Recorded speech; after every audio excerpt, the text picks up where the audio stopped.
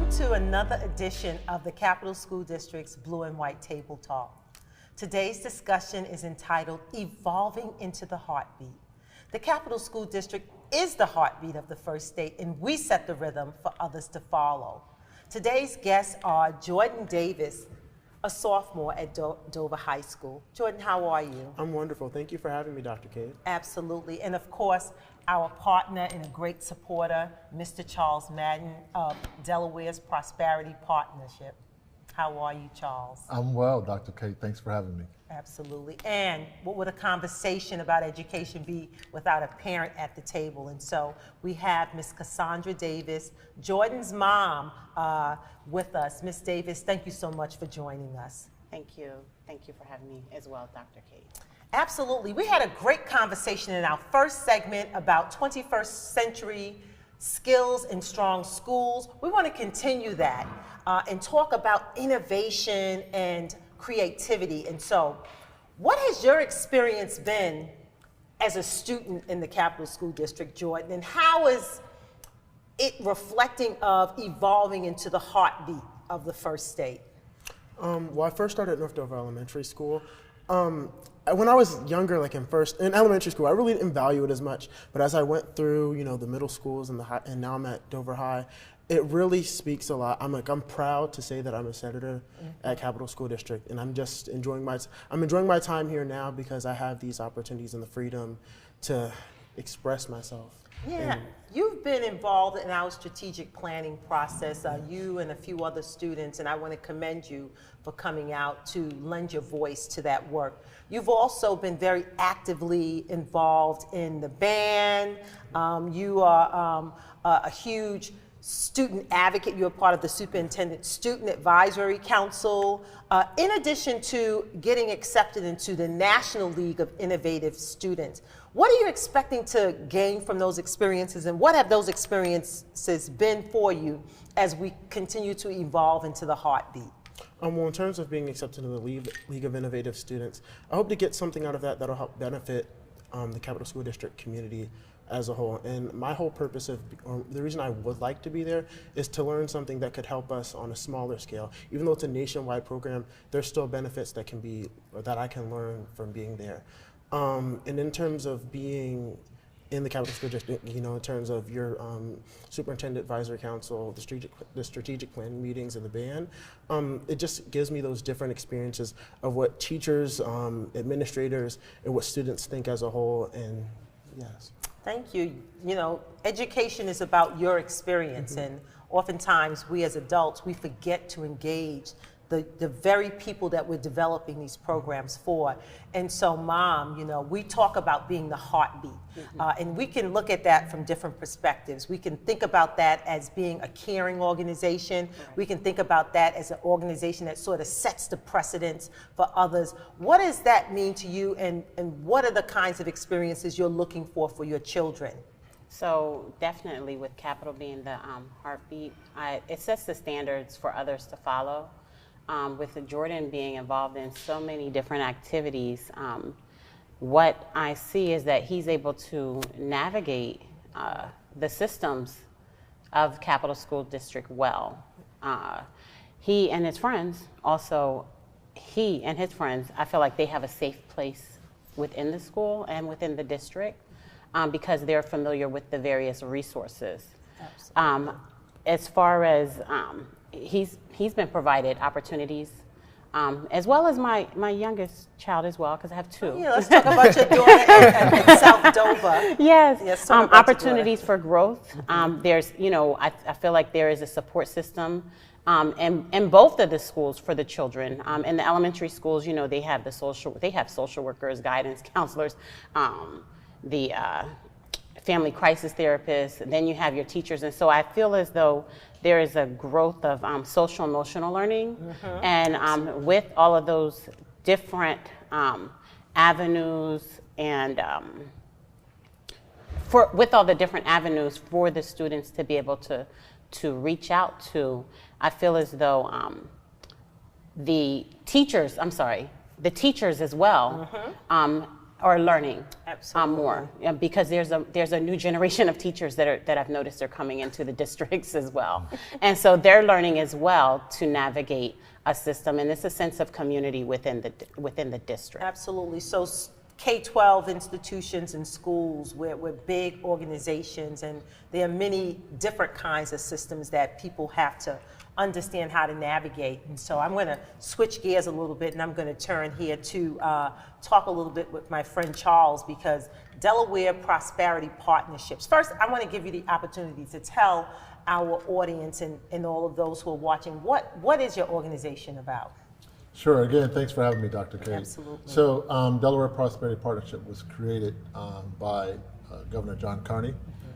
It was the result of conversations with the Business Roundtable, and the idea here was to create a public-private that could market Delaware to the world. So to bring opportunities in the form of companies to Delaware that would in turn create jobs and investments in Delaware. And so in the 5 years that we've been here, we've had a great deal of success, and a lot of that is through partnerships. And so I'm glad to be here to talk about the partnership today. Absolutely. Listen, the bottom line and where the rubber meets the road, companies that want to find a home in the great first state, they're looking for great schools for their kids, right? And so let's talk a little bit and share with our audience about some of the things that we've been doing to really build those partnerships, particularly in Central Delaware. So could you share with them some of the things that we've been doing to really make ourselves stand out as the heartbeat, right? And so what have those kind of interactions been with you and your company? Well, it's interesting because Dr. Kate has been at the forefront of things that we've done or partnerships we've developed in. I didn't pay him for this, y'all. in Central Delaware. And there are a number of other partners who have been a part of these conversations, but more specifically with the Capital School District and some of the earlier meetings we've had was around manufacturing. So I personally came to Delaware almost 30 years ago and didn't realize how much of a manufacturing DNA existed in Dover in particular. And so we assembled a group of really community leaders who would talk to us about how we can make manufacturing a little more sexy, if you will, or a little more appealing to students. Because Absolutely. you know, I grew up in a place that was very blue collar, and manufacturing was essentially what we did. I grew up in Detroit. And so manufacturing today is very different Absolutely. than manufacturing of old. And so in fact, we were working with a company, Delmarva Corrugated, who is a huge investment in Dover, and it's a manufacturing facility that if you go in, you would not think it's a manufacturing facility by the way it looks and the technology that exists there. So we were trying to highlight, you know, what manufacturing looks like today. I think many people would probably be afraid of what manufacturing looked like before. Yeah. And so just highlighting what it looks like today and the opportunities that exist within manufacturing. You know, I was saying to my staff, you know, we have P&G right across the street from the district office, and I finally got an opportunity to get in there, and I said to people, there are robots in there, right? And so logistical pieces and how manufacturing looks is absolutely different.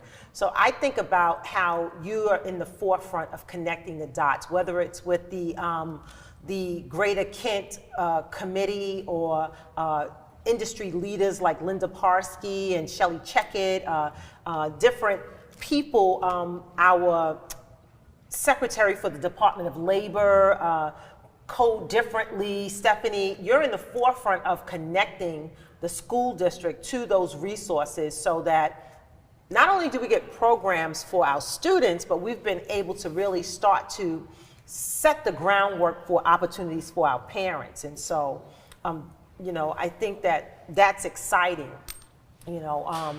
So, you know, you wouldn't think that a company that does what your company does would be that heavily involved in schools, but we understand that it is important because every kid is not going to go to college. Yeah, and, you know, it's interesting because I came up in a generation where you were sort of told to go to college, and that was the only avenue most you had to get, you know, to be successful. And I'm fortunate to be able to go around the state and really around the country talking to people about what it takes and what companies are looking for. And certainly, you know, you have to have a skill set, but it's not always a skill set that you would find at a four-year institution. So part of this is to be able to get access to training programs that prepare you for a skill that you can build on, and they call it like stackables, so you can have one skill and then you stack on the other skill. And then there are opportunities for people to earn a good living doing so, right, and not get in a great deal of debt. So I'm not suggesting that people shouldn't go to college, but college, as we know, is not for everybody. Yeah, and there are opportunities outside of that. Absolutely. We have to have options for kids and people. So as we begin to think about wrapping this up, I'm going to do sort of like a pop-up where I'm going to ask each of you to tell me what do you want to see, one thing you want to see as we evolve as the heartbeat of the first state. And I'm going to ask you from a mom's perspective, what would you like to see as the Capital School District continues to evolve as the heartbeat of the first state? From a mom's perspective, because my children are in the schools during the day longer than what they're probably at home having conversation with me, I'd like them to have a safe place when they're away from me. A place where they can actually, if they have an issue, where they can actually speak to an individual and feel comfortable doing that. Also, I'd like to see them be able to, like I said, or I think I said earlier, navigate whatever systems they need to in the school and outside of the school. When I let this young man and the young lady go, I want them to be prepared to be able to Soar, be soar. independent, That's be the word, successful. to be successful. Absolutely. Now I'm going to shift over to you so I can give Jordan the last say as the student. What do you see from your perspective in terms of business, school, partnerships? What does that mean? What does it look like in terms of evolving into the heartbeat?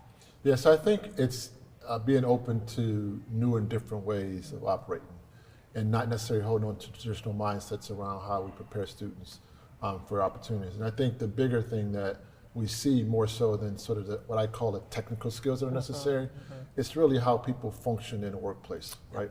And so I think where we have opportunities for our students is to start to expose them into the workplace, and also how they can sort of navigate workplace issues and conflict resolution, and just how to be great entrepreneurs within a facility. Absolutely. Like teachable moments. Absolutely. So the last question is for you, Jordan. From your experience as a high school student, what are the pressing issues that school districts are facing post-COVID? Oh, that could be a pretty lengthy list, I would say. But right now, the ones that I see are keeping students engaged in their classes. So frequently I see kids, roaming the hallways, or they'll sleep in class because they don't feel as engaged. Before COVID, I was in 7th grade. It wasn't, kids were still, involved, focused in class. But since then, it just feels like, I don't really care anymore. I'm going to do whatever I want to do, and that's that. No one can tell me otherwise. So I would say right now, it's keeping students engaged in the classroom and trying to help them find other opportunities in the future in the real world. I want to thank you, Jordan, for coming today and having this very important conversation with us. And Mom, your support of your son and the district is just invaluable. And certainly, Charles, we've got so much to do in terms of really forging those relationships with the business community so we can create those pipelines for our students and for parents. And so I just want to thank you guys for coming and having this discussion with me. We'll be right back for the part 2 of Blue and White Table Talk. DETV has been Delaware's premium provider of creative digital and broadcasting solutions that bridges communities and connects people. We create great stories for all audiences. We deliver independent news throughout Delaware. We are digital platform innovators. And we develop marketing and sales solutions so you can stay connected to your audience. Now, why do we do what we do here on DETV? We do it because we care. So, keep watching and follow us on all of our social media platforms. Remember, DETV, online, on air, on time. Welcome back. We are continuing our conversation about evolving into the heartbeat of the first state. We're joined by Julie Evie, teacher at Booker T. Washington Elementary School. How are you today, Mrs. Evie? I am very well. Thank you for having me. Absolutely. And of course, our very own President of the Board of Education, Dr. Jackson. Hi, Dr. Kate. Hi. And our new principal of Central Middle School, Mr. Joseph Evans. Hey, Mr. Evans. Hello, Dr. Kate. I'm excited to be here. Absolutely. So let's get this conversation restarted. And I'm going to turn to you, Mrs. Evie, first. And I'm going to say, from a teacher's perspective, what can teachers do in their classroom to really reflect the statement, we are the heartbeat of the first state. We set the rhythm for everyone else to follow? Well, by virtue of where we're located, we can claim the heartbeat, right? Yes. But by what we're doing in the classroom, we are providing that energy. We are the pulse. We want to make sure that students are energetic about what they're learning, that we're providing them with opportunities to explore different careers, their interests, and that takes not just the physical classroom to be prepared, but preparing our teachers in a way that they can provide those experiences for our children. Absolutely. So it's essential. Now, I want to talk a little bit about your classroom, Mrs. Evie, Okay. because I do a lot of walkthroughs and visit a lot of schools. And I was really struck when I entered your classroom because the way your classroom is set up, it's not a traditional like desks and rows. And you know, talk a little bit about your classroom setup and the different areas that you've constructed for your students to learn. Sure. Well, this is my happy place.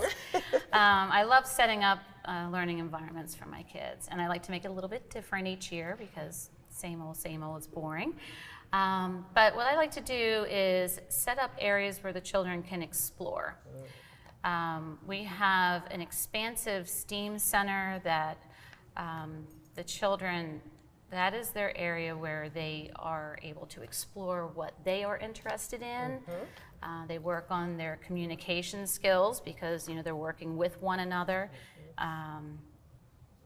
They, like I said, they're problem solvers. They're working on their leadership skills. Also, I like to provide areas where they can have a quiet space to read. We have our lanai on Leadership Lake. Oh, I like it. Have to play with some alliteration there. And we are a Leader in Me school over at Booker T. And so the lanai on Leadership Lake, as pulling that all in there. Yes. Like you said, I don't have rows in my classroom. The classroom is designed to encourage the children to work together. Yeah. When I visit your classroom, it sort of puts me in the mindset of Montessori, and it doesn't really. I don't see kids really in boxes, right? And children and what you described are really constructing learning at their own pace based on their own intellectual curiosity. Absolutely. And that's what I see the most. And then you have hands-on things. You have opportunities for kids that are like vocal, like speakers. You have opportunities for kids that are hands-on. And I think that's the thing that really stands out. And tell them about the area that your husband built in the classroom. Which one? Exactly. Well, he knew how important it was. One year I was really trying to get the kids comfortable with public speaking.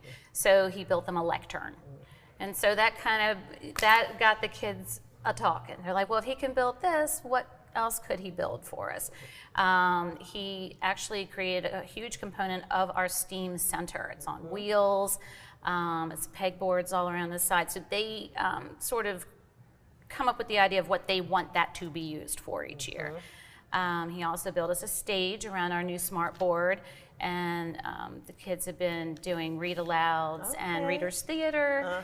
Readers' theater for the stage, right? You got it. So poor Brad, my husband, he already has a list that he's not really aware of yet. But Brad, get to your list. That's right. But he's the best teacher husband ever. But I think what's essential with my classroom is that students are in charge of their learning. They need to set goals, not because I want them to, but they set long-term goals, they set the short-term goal, and we discuss the steps, what they need to do to get to where they want to be. Some of them have already decided, I'm going to be an astronaut. Some of them have already decided that Astronaut, not they're very specific. absolutely. But I feel as though my role is not as the typical teacher in the classroom.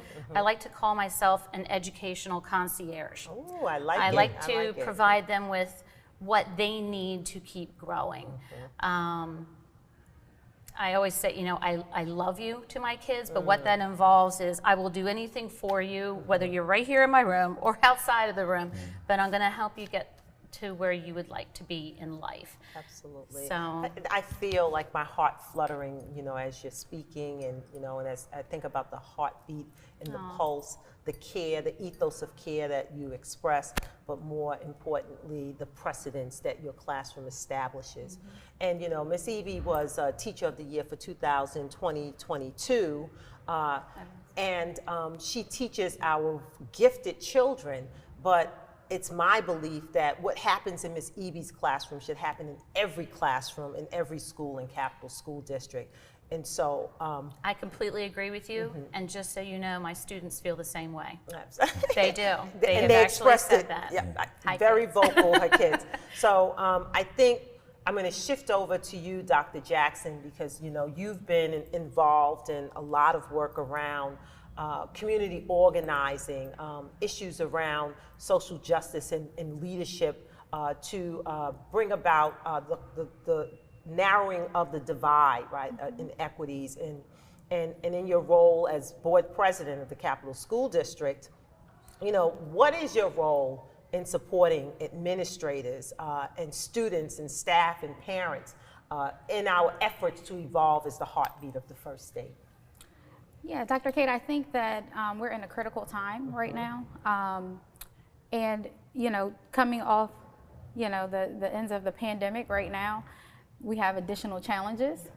But I also think the pandemic brought some opportunities, right? And so it increased our ability to be able to teach our kids virtually. So the technology component has increased. I think as a board member and, you know, president of the board, I think it's important that the board continues to seek training and professional development opportunities. You know, recently we attended a school board training. We have some more training coming up. A few of us are also going to be a part of a school board partners fellowship program. Wow. And so that really gives us an opportunity to meet with other leaders across the country and identify what they're doing in their districts to improve student outcomes. And so I think from the board standpoint, it's important that we continue to learn and grow as well. We set that example, right? Absolutely. And so the more we grow in our leadership, the better our policies can be, the more we can support our staff throughout, you know, these challenges. You know, it's a challenging time. And so I think when you think about the heartbeat of, you know, of our state, and we call ourselves the heartbeat, I think what's important is to ensure that we have a healthy heart, right? Ooh, oh, and so goodness. when you think about the heart, you know, there are so many components. And what I really love about our core values of unity through love and inclusiveness and, you know, all of those things, that all comes from the heart. Absolutely. And so when you think about it, we're setting the pulse. And so for a good heart, we need to use it and exercise it. Wow. So sometimes we need to go fast. Then there are other times we need to just, you know, coast along. And sometimes we need to slow down. And so I think at the board level, what we are really responsible for doing is setting that policy, setting the leadership, and setting the pulse of the district in a way that, you know, our students are healthy and that we are producing healthy students that can excel in the world and be competitive in whatever it is that they decide to do. Listen, this is why I respect this woman so much. You know, she's so insightful in understanding that, you know, if you want to be the heartbeat, it starts at the top, right? And, our board is really establishing a precedence by having 3 board members be involved in the School Board Partnerships Fellows Program. So I'm going to shift a little over here to you, Mr. Evans, as as a leader and as an anticipated leader of our brand new, interconnected, $113 million middle school campus. What do you believe it entails, and what does evolving as the heartbeat of the first state look like to you? So when you think about heartbeat, first of all, that's one of the reasons why I'm here, because the heartbeat that you display as a leader, as well as you too, Dr. Jackson, you as well, Mrs. Eby. So that's one of the reasons why I'm here. So when I think about heartbeat for our new interconnected school, I always think about our parents first. We think about safety, because for me, there is not a heartbeat unless your school is safe. So we want to make sure we ensure. We had a parent, Mrs. Davis, on not too long ago, talking about one of our first priorities is to make sure our schools are safe. Absolutely. So that's one of the things I want to ensure with our new $113 million facility. Hopefully we'll have, top-notch cameras where we can make sure we keep our kids safe, make sure we also communicate to our parents, through our newsletters, through our parent news. And I'm also excited, you announced just the other day about the parent liaison, having that at the center for our school, where parents are able to come in to participate in the teaching and learning and so forth. So that's parents, and also, again, number one, safety. The other thing I want to talk about is our staff members. I'll tell you what, one of the exciting things I heard today is one of my assistant principals sent me a text, and I believe you may have received the text too. He said, Joe, Principal Joe, 100% teachers came to school today. They showed up. Oh, that is huge. But see, that's exciting, and it's also on a Friday too. But that's not the first time it happened. It happened maybe 10 or more times. So our teachers are excited about coming to work. So our job is to make sure we provide all the resources that our teachers need so they can give those resources to our students. And also we can make sure that help our teachers to be the facilitators of instruction versus the directors of instruction. Sounds like Miss Eby's classroom, right? Concierge. The concierge, right? Absolutely. Which brings me to students. Yes. We want to make sure our students are highly engaged in the learning process in a meaningful and purposeful way, especially having our new math and ELA curriculum, where the curriculum is embedded where students are able to collaborate. Of course, our students need to know how to collaborate in this 21st century, just keeping our students engaged and excited about learning, just like Mrs. Davis have mentioned and Mrs. Eby. So very, very excited about the interconnected school. And like I said, we have a theme at Central Middle School, in terms, one of my first priorities, of course, is culture. Absolutely, building those relationships. For the first few months, that's all we did is build relationships. On the way here, guess who I was talking to? I was talking to parents. Absolutely, just trying to, resolve issues, trying to make sure they have a voice. And when I leave here today, guess what? I'm going to call parents. So just really setting that culture, making sure that our interconnected school is will be the best ever for the 21st century, and also, most importantly, to continue that heartbeat. Absolutely. So, you guys have a theme over at Central Middle School, and coming in as a new principal in a huge transition year, because in 2023, the Capital School District will transition our entire district when we open up those new interconnected middle schools.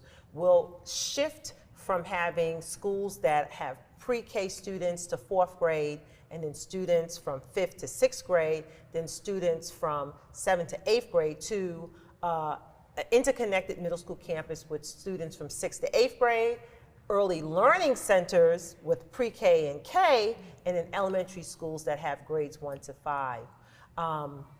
That's huge. Transition creates anxiety for people. So when we're going through this transition in leadership, you're not even a year at Central Middle School, how do you, and what are some of the things you're doing to really establish that culture, right, at the school? So when you think about culture, you also want to think about what type of culminating activities our students need. Let's think about like STEM or STEAM.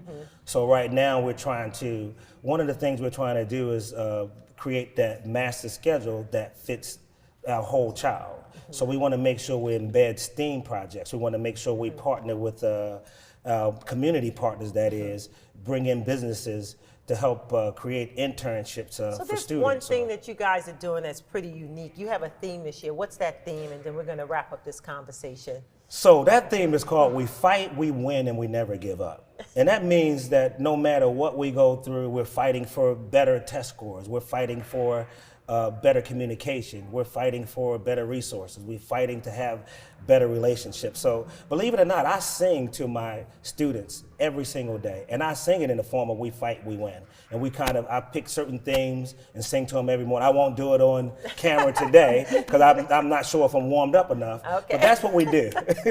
Unfortunately, we have run out of time. Please join us as we continue these impactful conversations. Please go to our website for more information. Visit us on our social media platforms. I want to thank our guests for just coming in today and giving us some great insight. Thank you for Thank you having for us. Thank you for having having us. us. Absolutely. Absolutely. And so at this point, I'm going to say, go Senators. Bye, everybody.